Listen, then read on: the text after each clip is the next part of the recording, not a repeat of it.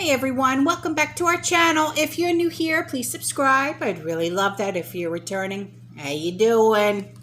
We got a lot to talk about today, so get your coffee, maybe a snack or two, and let's get into it, all right? So we've got some stuff from the UK and also from Australia that I'm going to be reporting on today. And if you're asking yourself why, well, it's because I have subscribers all over the world, okay? And so this is concerning for the people of the UK, okay?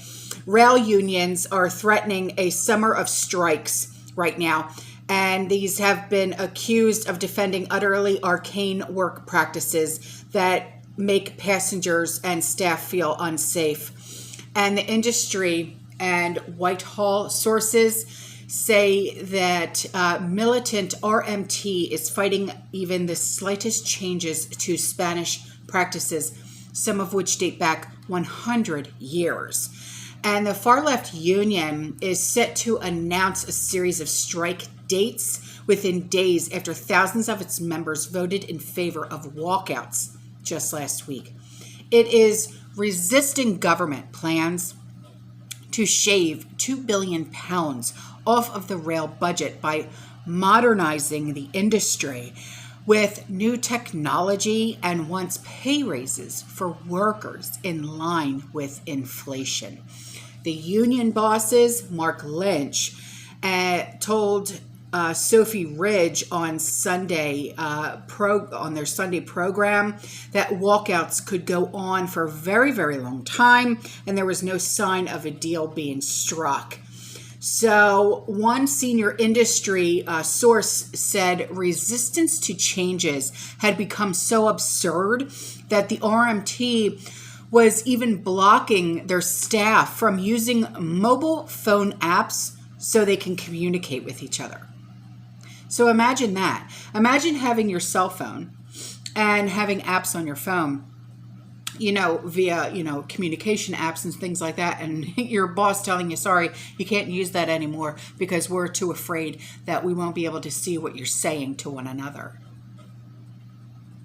Yeah, that's just, I'm sorry, but that's when I would tell them to go pound sand. So then they said that we've got some utterly arcane practices and we have individual function teams that don't cross-collaborate, who won't even share the same van, or who obstruct the introduction of technology.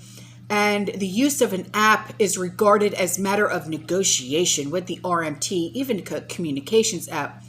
One of the most recent disputes was over managers using FaceTime during COVID to talk to staff because that was a technology they hadn't been consulted on. Oh my God. That's terrible. I'm sorry. So on to this, all right. My Lord. So this has to do with cost of living over in the UK, and we're seeing what it's like, cost of living over here. And I have told you before, here just in the Tampa Bay area, all right, you can't even rent a house here, like a 3-bedroom, 2-bath for less than $2,000 a month. All right, it's getting worse and worse. And, people are saying, oh, it must be cheaper to buy. Not so. People are being, threatened with, like the landlords are selling the houses from underneath of the renters, telling them, okay, well, now you have, a certain amount of time to get out because I sold the house. So, the homeless population is growing. It's becoming more and more dangerous. People are having to find, ways to live. Either they're living in hotels or there's multiple families living in one home, and it's becoming very uncomfortable. So now over in the UK, the Sainsbury boss, Simon Roberts, has warned that the cost of living crisis will get even worse before it gets better. Well, that's how it always is. Things always get worse before they get better. And the chief executive said customers we're facing the toughest of times, adding that the effects of this are going to last longer than he said. He said, I am sure most people expected months ago. And the price of food and fuel and fertilizer and labor have all gone up. And we're seeing substantial cost impacts. And they are not going to go away tomorrow. Well, no duh, sir. His warning came as Sainsbury's doubled down on price-cutting spree, and the grocer is plowing 500 million pounds into slashing, and pounds is, like dollars, right? Slashing the cost of essential items, including milk, eggs, meat, fish, fruit, and veggies. And he said that customers are watching everything that they are spending. Well, of course, it's called budgeting. Everybody does that unless you're an elite. He said, we have to work hard to make sure we hold back as much of the impact from our customers as possible. But he said he factors, including the rising cost of staff, fuel, fertilizer, and production, take time to work through. His comments came a week after Mark and Spencer boss Steve Rowe warned that shoppers will rein, R-E-I-N, in spending this autumn in response to the cost of living squeeze. And other major grocers have pledged to focus on keeping the weekly shop affordable for families grappling with spiraling inflation and energy bills.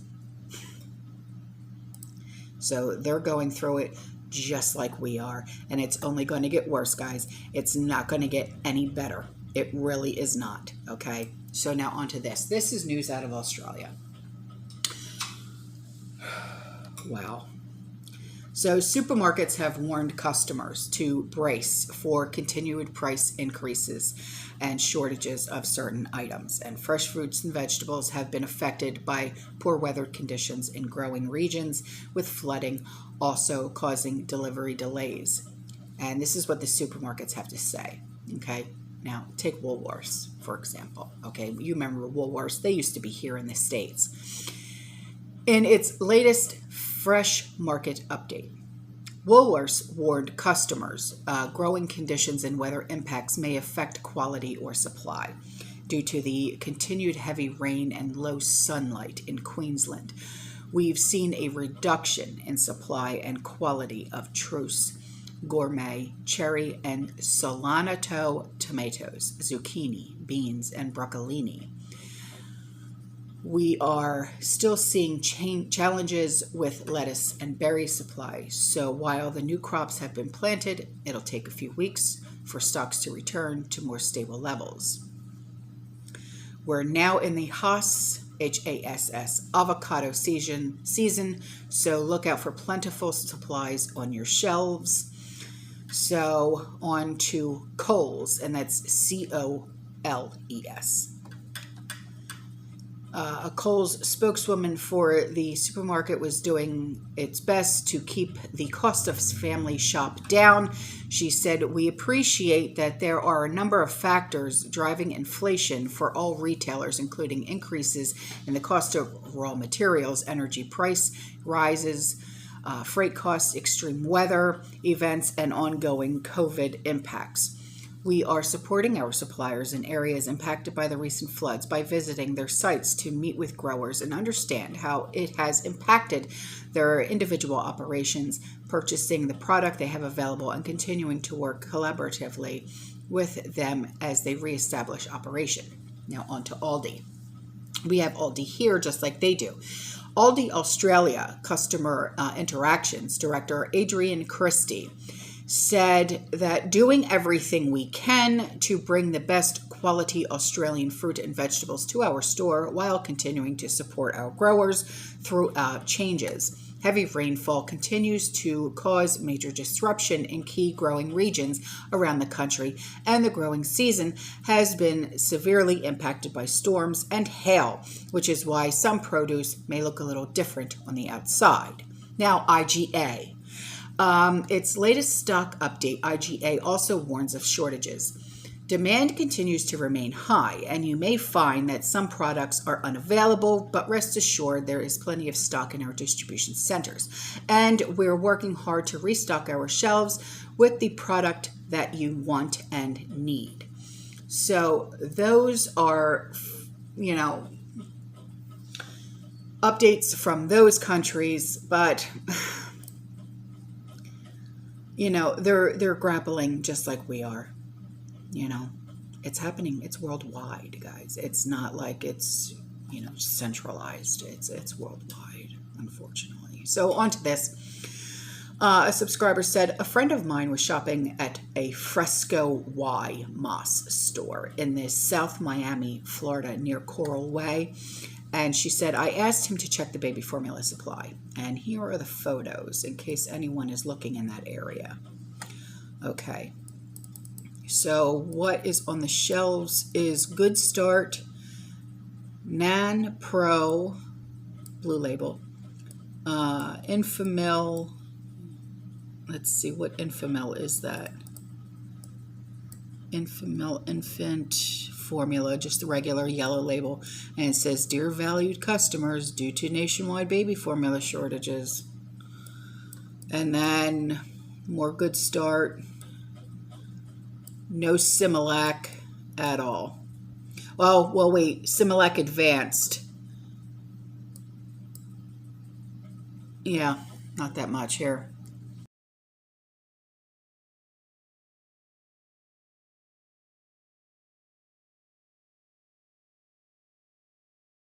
And then this subscriber, she said, our local supermarket here in Kensington, Maryland, which is called Fresh Market, had a sale on ribs. Buy 1 pound, get 1 free. See the prices? They're very high. Oh! $83. $73. That's not a sale.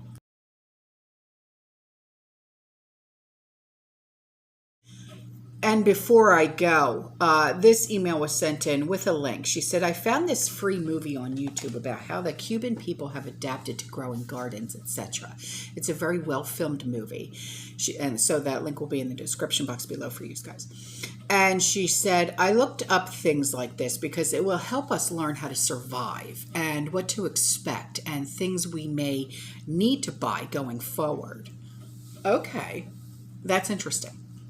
She said, I keep thinking about how did my grandmother live in the 1800s and the early 1900s? Well, I know they had a gas lamp in homes and on the streets. My mind is always trying to learn so I can prepare. That's really, really interesting. I never thought.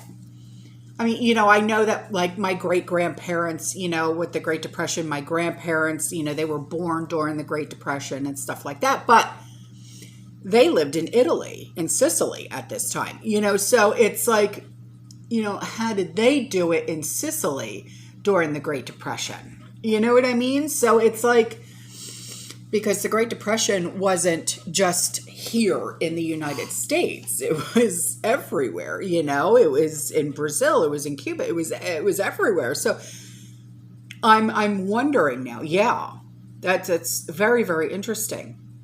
So I'll have to do my homework, because, a lot of us, our families were not originally from here, so, my grandparents, they came over here. Oh, geez, my grandfather, he was 18 when my family first came here. So, wow, yeah.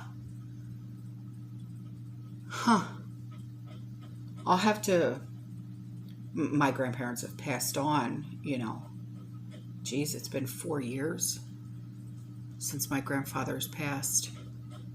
So, hey, Bug, what you doing? So, I'm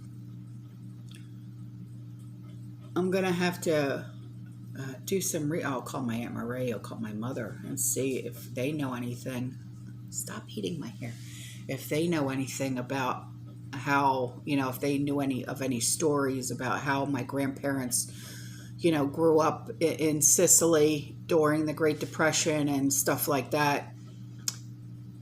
Wow, that's something to really think about. I love you. I love you. All right, I'm out of here, guys. I love you. I'll see you in the next one. You stay safe. You stay positive. You keep prepping. And as always, fearless with this face.